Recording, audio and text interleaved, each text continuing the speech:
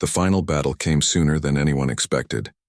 Devourer fleets appeared at the edge of human space in numbers that made victory seem impossible. Their target was obvious: Earth itself, the homeworld of humanity, and the center of the human Velkari alliance. If Earth fell, the war would be over and both species would face extinction within months. Zektar stood beside Admiral Carter on the bridge of the combined fleet flagship as they watched the enemy forces approach. The tactical display showed the terrible mathematics of the coming battle. Over 3,000 Devourer ships of various sizes approached Earth, while the Allied fleet could muster only 400 vessels. The enemy had superior technology, overwhelming numbers, and the strategic advantage of choosing when and where to attack. By every calculation the Velkari had ever made, this battle was already lost.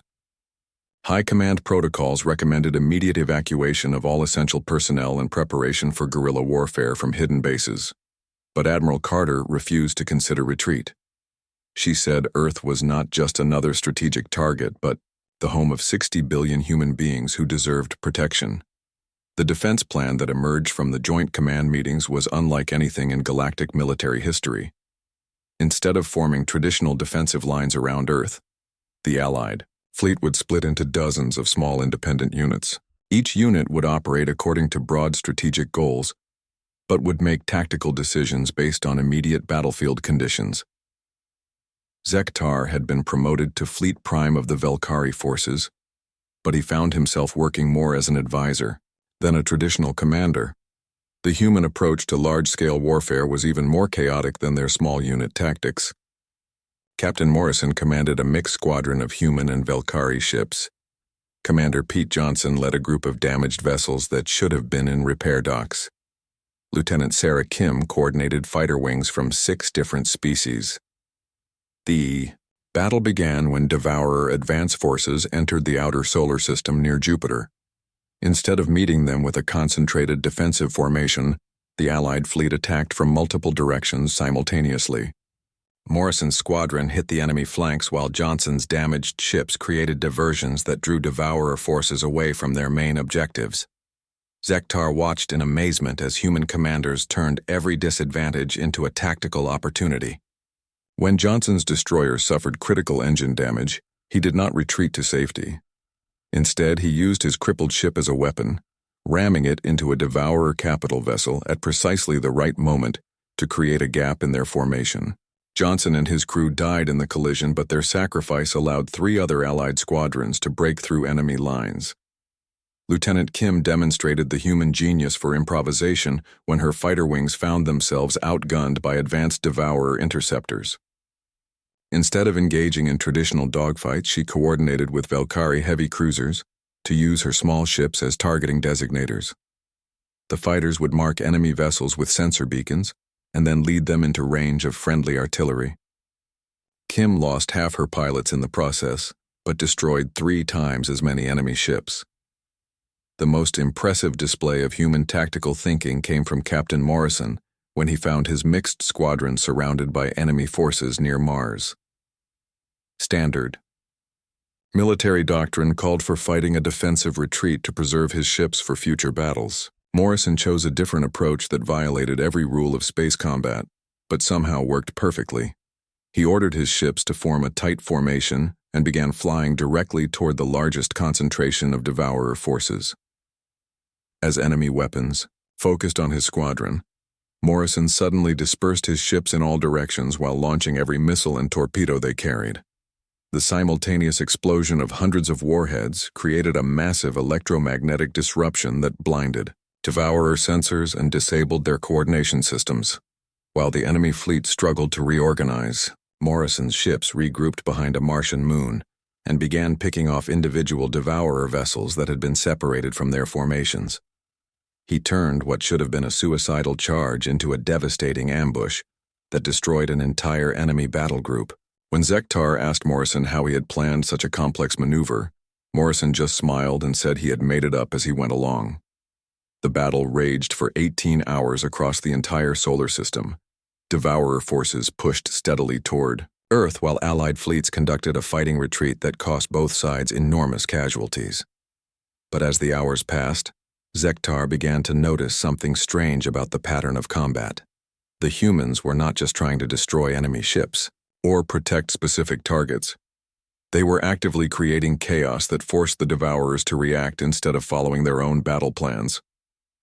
Every time the enemy tried to form an organized assault formation, human forces would attack from unexpected directions and force them to respond defensively. Commander Johnson's sacrifice had been part of a larger pattern. Human ships throughout the battle were using desperate tactics that should have been acts of desperation, but were actually calculated strategies. They would ram enemy vessels not out of panic but to create specific tactical advantages for other Allied units. They would sacrifice their own ships to protect damaged vessels carrying rescued civilians. The turning point came when the main Devourer fleet finally reached Earth's orbit. Admiral Carter gathered every remaining Allied ship for what everyone assumed would be the final battle. The mathematics still favored the enemy by a ratio of nearly 4-1. Logic suggested that the best possible outcome would be a costly Devourer victory that might allow some humans to escape and continue fighting from other star systems. But Carter had one more impossible human plan. Instead of forming a defensive perimeter around Earth, she ordered the entire Allied fleet to charge straight into the center of the Devourer formation. Every ship would attack the enemy command vessels simultaneously, while ground-based planetary defenses provided supporting fire. The charge should have been suicide, but it worked because of something uniquely human. Every Allied captain understood not just their specific role, but the overall purpose of the battle. They were not just fighting to destroy enemy ships or defend strategic positions. They were fighting to ensure that human values and human civilization would survive regardless of the military outcome. Captain Morrison led the final assault with his badly damaged squadron. Commander Rodriguez, who had been promoted after Johnson's death, coordinated the ground-based missile strikes. Lieutenant Santos, now commanding her own medical frigate, moved through the battle providing aid to damaged ships from both human and Velkari forces. The battle ended when the Allied fleet reached the Devourer command ships and began systematic close-range attacks that the enemy could not counter effectively. Devourer technology was designed for long-range warfare, and their commanders could not adapt to the chaotic melee combat that human forces specialized in. Within 2 hours, the surviving Devourer ships were retreating toward the outer rim of the galaxy. As Zektar surveyed the aftermath of the battle, he realized that human victory had cost them nearly 60% of their fleet and thousands of their best officers and crew members. But they had saved Earth and proven that the Devourers could be defeated. More importantly, they had demonstrated that their approach to warfare could succeed even against impossible odds. The humans had won, not because they were stronger or better equipped than their enemies, but because they refused to accept that victory was impossible. They had turned every setback into a new opportunity, and every desperate situation into a chance for creative solutions that their enemies could not predict or counter. 3 months after his encounter with Captain Morrison, Zektar received orders that changed everything. The Velkari High Command was calling off the planned invasion of human space. Instead, they wanted to form an alliance with the humans. The reason for this dramatic change was simple and terrifying. The Devourers had returned. Zektar had heard stories about the Devourers from his grandfather who fought in the Great Wars decades ago. They were ancient machines that consumed entire planets and turned all organic life into fuel for their expansion. Most Velkari believed the Devourers were just legends, until 3 star systems in the Outer Rim went completely silent in the same week. The scouting reports were horrifying. Whole planets stripped down to bare rock, space stations torn apart and fed into massive processing ships. Millions of beings from dozens of different species simply gone. The Devourers were real, and they were moving toward both Velkari and human space with unstoppable efficiency. High Command made calculations and realized the truth. Neither the Velkari nor the humans could fight the Devourers alone. Together, they might have a chance of survival. Separately, they would all die within a year. Pride and conquest meant nothing when faced with total extinction. Zektar was chosen to serve as military liaison with the human fleet because of his previous encounter with their forces. His commanders thought his experience fighting Captain Morrison would help him understand human tactics. They had no idea how little Zektar actually understood about these strange creatures. The meeting took place at a space station in neutral territory between human and Velkari space. Admiral Lisa Carter commanded the human fleet that arrived for the alliance negotiations. She was a tall woman with gray hair and sharp eyes who looked like she had been fighting wars her entire life. When she met Zektar, she shook his hand in Eway, the human custom, and spoke directly without formal protocol. Admiral Carter brought several of her officers to the first planning meeting. Sergeant Danny Brooks was a demolitions expert who kept making jokes during serious tactical discussions. Lieutenant Commander Amy Torres was a pilot who questioned every battle plan and suggested her own improvements. Captain Morrison was also there, and he smiled when he saw Zektar like they were old friends instead of former enemies. The first joint operation was supposed to be simple. A Devourer scout force was approaching 3 human colony worlds. The combined fleet would intercept and destroy the scouts before they could report back to the main Devourer army. Zektar helped plan a careful attack formation that would use Velkari heavy ships to pin down the enemy, while human fighters provided support. Everything went wrong from the first minute of battle.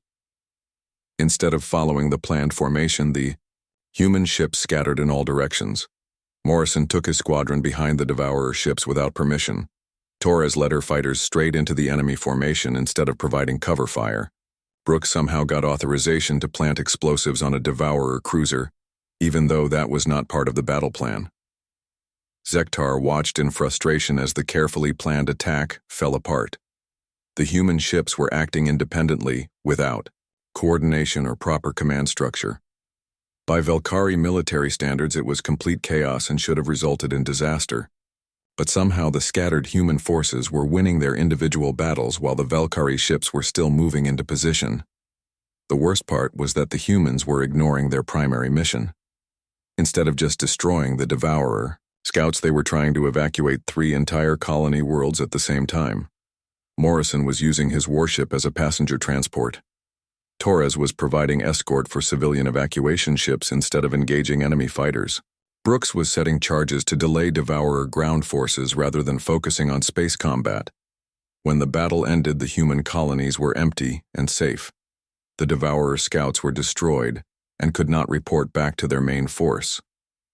By any measure, the operation was a complete success, but Zektar felt confused and angry because nothing had gone according to plan. Admiral Carter called a meeting after the battle to discuss what had happened. Zektar expected her to discipline her officers for not following orders. Instead, she praised them for their initiative and quick thinking. She said the ability to adapt and change plans during battle was more important than following rigid formations. Sergeant Brooks explained that he had planted extra explosives because he noticed the Devourers were trying to harvest resources from the colony worlds. Destroying those resources meant the Devourers gained nothing from attacking the colonies.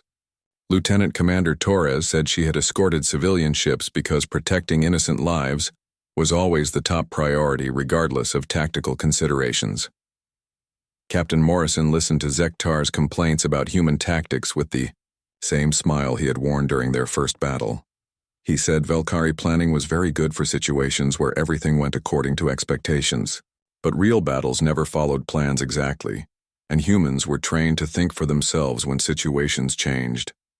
Over the following weeks, Zektar worked more closely with human forces and began to see patterns in their apparent chaos. Human officers were given broad objectives rather than detailed orders. They were expected to figure out the best way to achieve their goals based on immediate battlefield conditions. This meant they could respond to unexpected situations much faster than Velkari forces, who had to wait for new orders from command. The humans also made decisions based on principles that seemed to have nothing to do with military efficiency. They would risk tactical advantages to save civilian lives. They would share resources with allied forces even when they needed those resources themselves. They would volunteer for dangerous missions to protect species they had never met before. Admiral Carter explained that human military doctrine was based on something called individual initiative within collective purpose. Each human soldier understood the overall mission goals and was trusted to make good decisions about how to achieve those goals. This created apparent chaos, but actually resulted in very effective coordination because everyone was working toward the same objectives. Zektar began to realize that what looked like disorder to Velkari eyes was actually a sophisticated form of organization. Humans did not need rigid command structures because they shared common values and trusted each other to act according to those values. When situations changed rapidly, human forces could adapt immediately because every individual was empowered to make tactical decisions.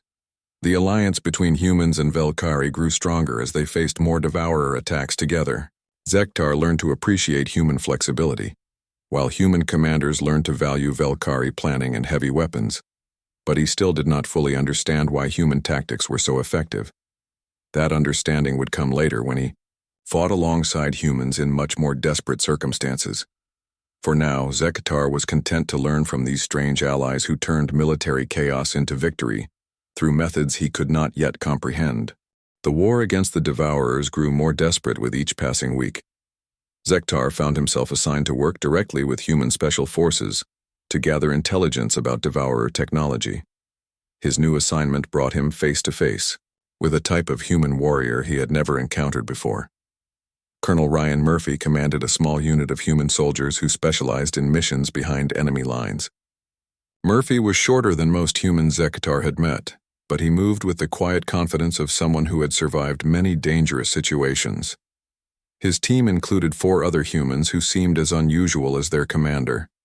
Staff Sergeant Kelly Rodriguez was an explosives expert who could build bombs from almost anything.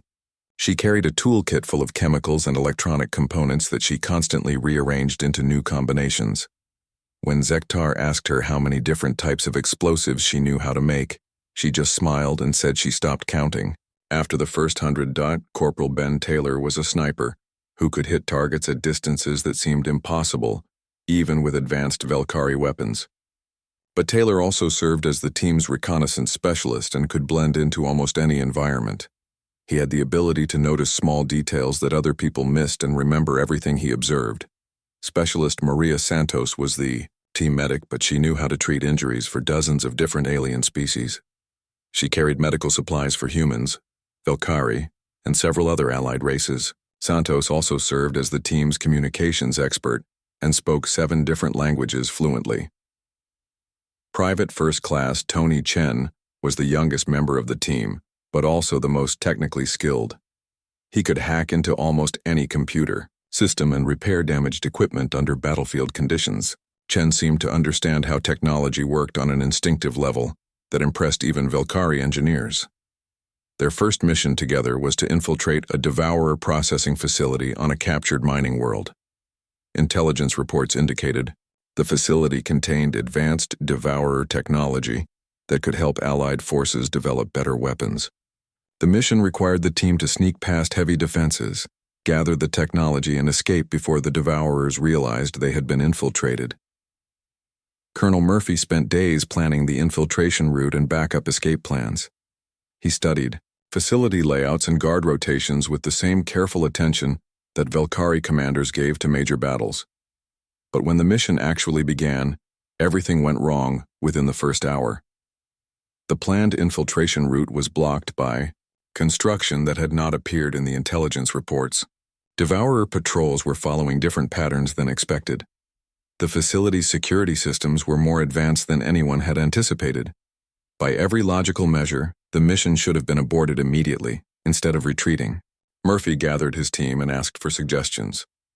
What happened next amazed Zektar. Each human began proposing alternative plans based on the new conditions they faced. Rodriguez suggested using the construction equipment to create a distraction while they entered through a different route. Taylor identified weak points in the new security patterns that could be exploited. Santos found a way to disguise their biological signatures so they could pass through Devourer scanners. Within 15 minutes, the humans had completely redesigned their mission plan.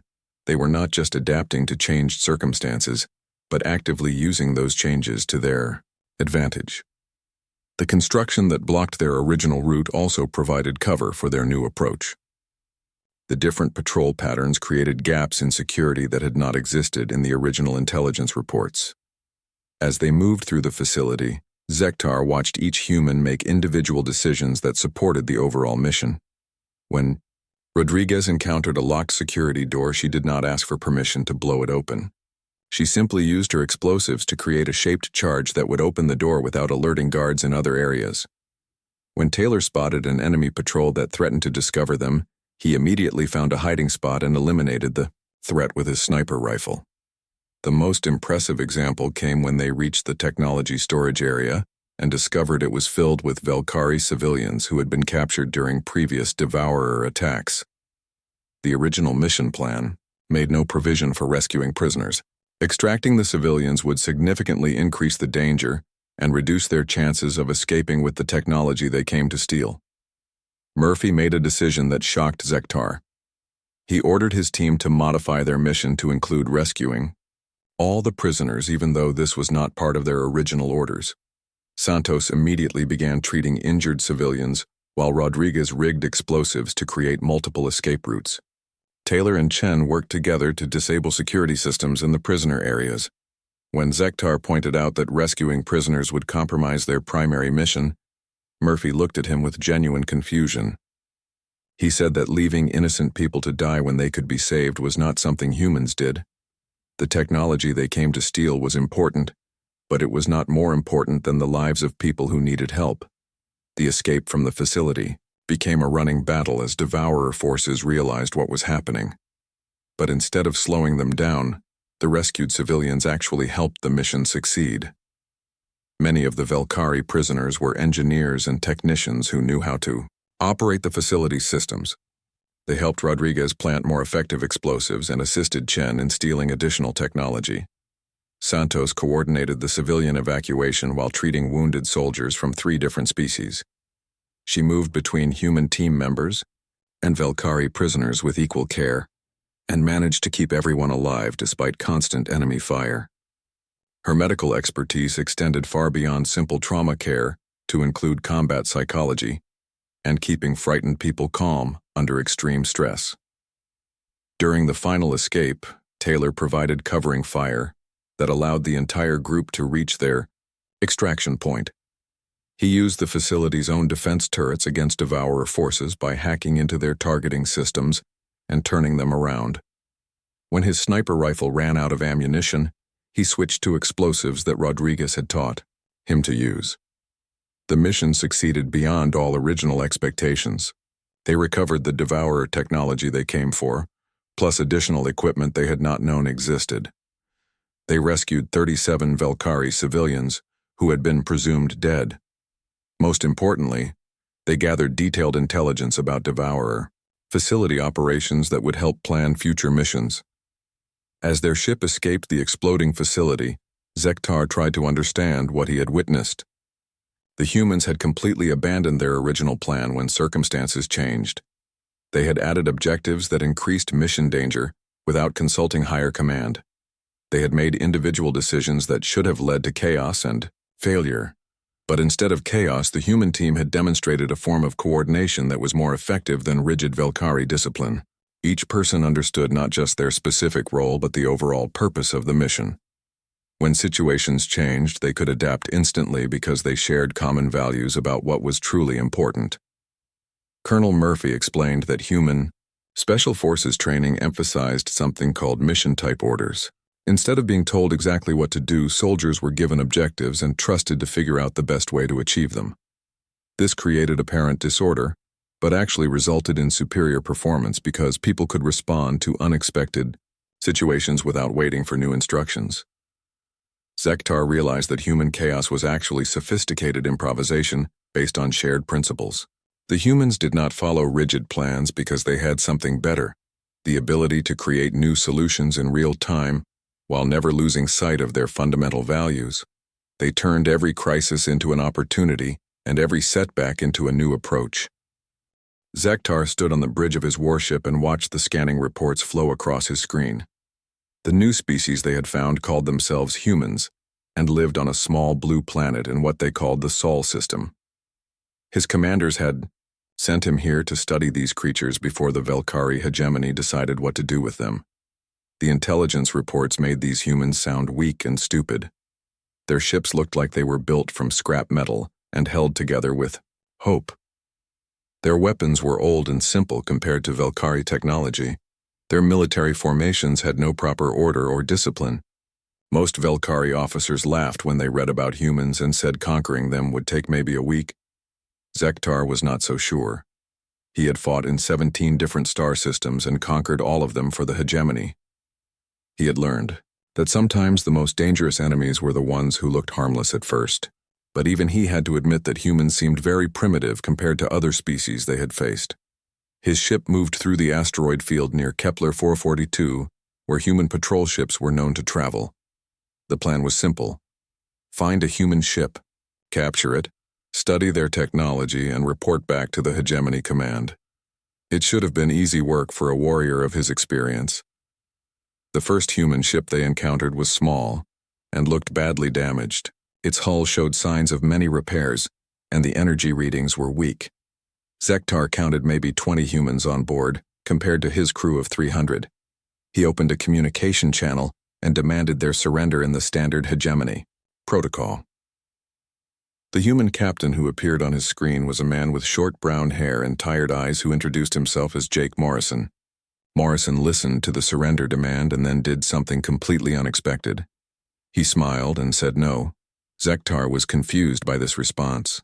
The human ship was clearly outmatched and outnumbered. Any logical military commander would either surrender or try to run away. Instead, Morrison seemed almost happy about the situation. He told his crew to prepare for battle and closed the communication channel. The battle that followed made no sense to Zektar. Morrison's ship began moving in patterns that violated every rule of space combat.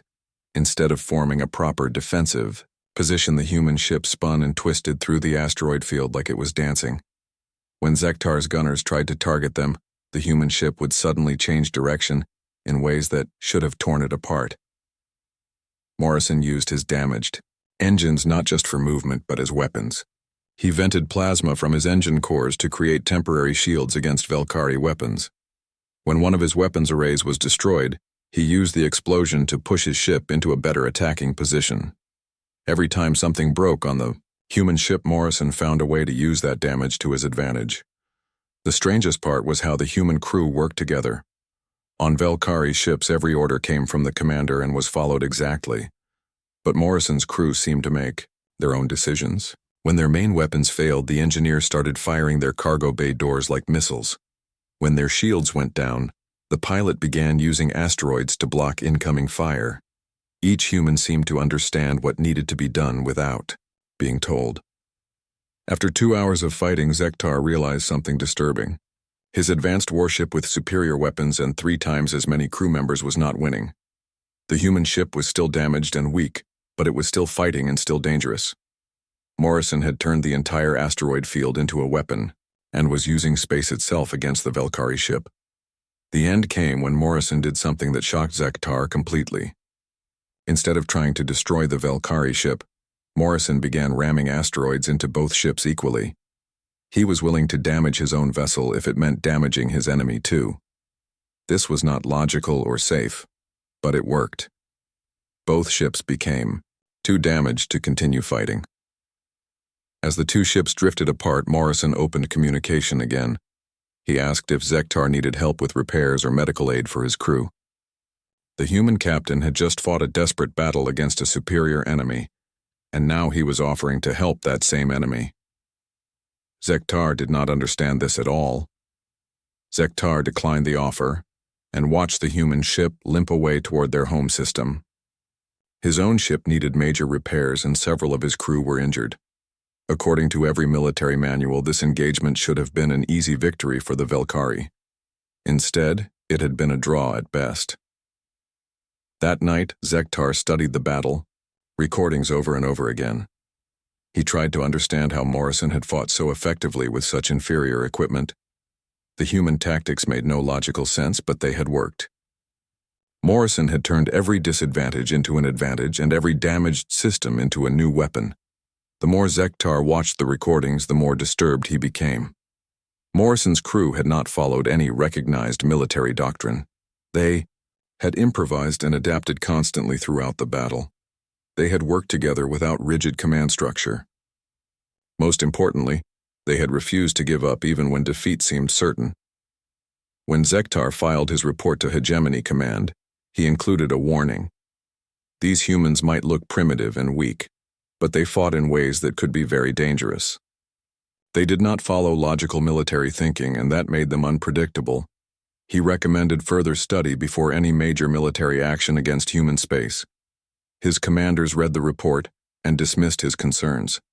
They said Zektar was being too careful, and that humans were clearly just lucky in one small battle. They began planning for a full invasion of human territory within the next few months. But Zektar could not forget Captain Morrison and his strange crew. He kept thinking about how they had fought with such creativity and courage. He wondered, what would happen when the full might of the Velkari hegemony faced these unpredictable humans in real war? For the first time in his military career, Zektar was not certain that superior technology and numbers would guarantee victory. Something about the humans was different from every other species the hegemony had conquered. Zektar just wished he could understand what that difference meant before it was too late. 6 months after the Battle of Earth, Zektar sat in his quarters aboard the Joint Command Station and began writing his final report to the Velkari High Command. The war against the Devourers was over, and the galaxy was safe for the first time in generations. But Zektar found himself struggling to explain what he had learned about humans and why their approach to warfare had been so successful. The numbers told only part of the story. Human and Velkari forces had destroyed the Devourer threat with combined casualties of less than 30%. 3 major star systems had been liberated, and millions of beings from dozens of species had been rescued from Devourer processing facilities. The Alliance had achieved complete strategic victory against an enemy that should have been impossible to defeat. But Zektar knew that simple statistics could not capture the real reason why humans always seemed to win their wars. During his months of fighting alongside human forces, he had observed something that challenged everything the Velkari understood about conflict and victory. Humans did not approach war as a problem to be solved through superior planning or technology. They treated war as a dynamic system that could be influenced and redirected through creativity and moral courage. The difference became clear when Zektar compared human and Velkari responses to the same tactical situations. When Velkari commanders encountered unexpected problems, they would pause to analyze the situation and develop new plans based on logical principles. This approach worked well when there was time for careful consideration, but often resulted in missed opportunities during rapidly changing battles. Human commanders like Captain Morrison and Admiral Carter never stopped moving or thinking during combat. When their original plans failed, they immediately began improvising new approaches based on whatever resources and opportunities were available. They did not see unexpected problems as obstacles to be overcome, but as chances to create solutions that their enemies could not anticipate. The human concept of individual initiative within collective purpose had proven to be far more effective than traditional military hierarchy. Soldiers like Sergeant Rodriguez and Lieutenant Santos were trained to understand broad mission objectives rather than specific tactical instructions. This meant they could adapt to changing circumstances without waiting for new orders from higher command. More importantly, human soldiers were encouraged to make decisions based on moral principles that transcended immediate tactical concerns. Throughout the war, Zektar had watched humans risk military advantages to save civilian lives, share resources with allied forces even when they needed those resources themselves, and volunteer for dangerous missions to protect species they had never encountered before. This approach should have been inefficient and dangerous according to Velkari military doctrine. Individual soldiers making independent decisions should have led to chaos and confusion on the battlefield. Prioritizing moral considerations over tactical advantages should have resulted in unnecessary casualties and strategic failures. Instead, the human approach had created a form of coordination that was more effective than rigid discipline because it was based on shared values, rather than fear of punishment. When every soldier understood not just their specific role, but the fundamental purpose of their mission, they could work together seamlessly, even when communication was impossible and command structures had broken down. Zektar remembered the final assault on the Devourer command ships when human and Velkari forces had charged into what should have been certain death. Human captains had not followed the attack plan exactly as written, because they understood something more important than tactical formations. They knew that the real objective was not just to destroy enemy ships, but to ensure that human civilization and values would survive. This understanding had allowed them to make split-second decisions that turned apparent disaster into victory. When Commander Johnson had rammed his damaged destroyer into a Devourer capital ship, he was not acting out of desperation or following orders. He was making a calculated choice based on his understanding that protecting other people was more important than preserving his own life or his ship. The same principle had guided every major human decision throughout the war.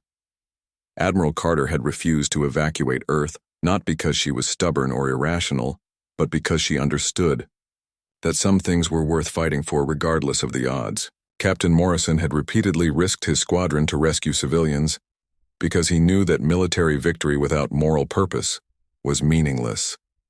Zektar realized that human success in warfare came from their refusal to separate tactical effectiveness from ethical behavior.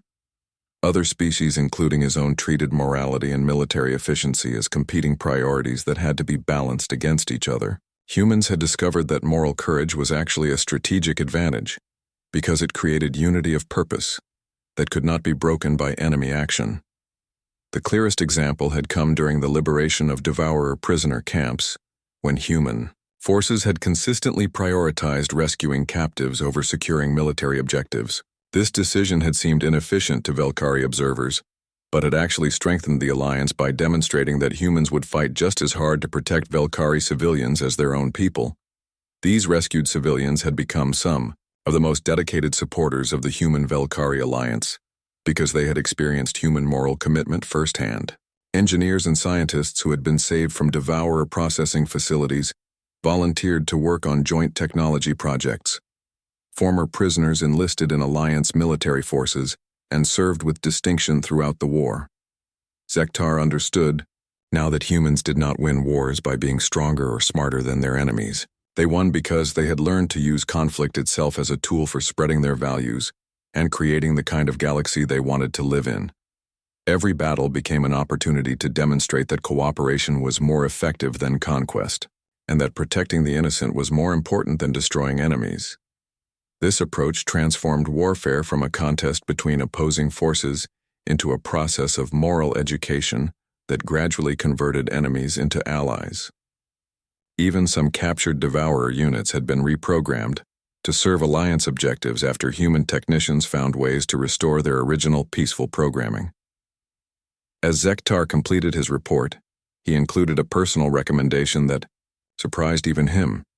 He suggested that the Velkari maintain their alliance with humanity, not because humans made useful military partners, but because they offered something far more valuable.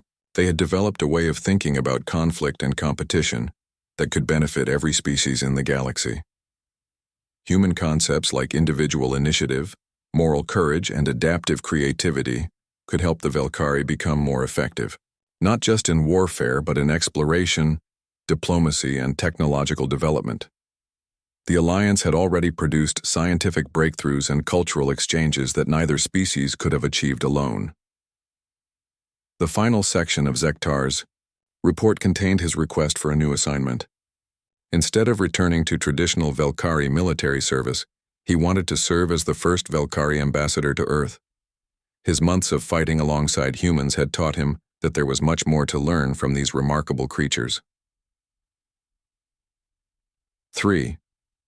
Weeks later, Zektar stood on the observation deck of a transport ship approaching Earth and watched the blue planet grow larger in the viewport. He was no longer a Velkari warrior studying a potential enemy, but an ambassador preparing to learn from teachers who had shown him that the best way to win any conflict was to transform it into an opportunity for building something better. His ship entered Earth's atmosphere. Zektar reflected on the journey that had brought him here. He had started as a soldier who believed that victory came from superior force and better planning. Now he understood that true victory came from the courage to fight for principles that were more important than survival itself.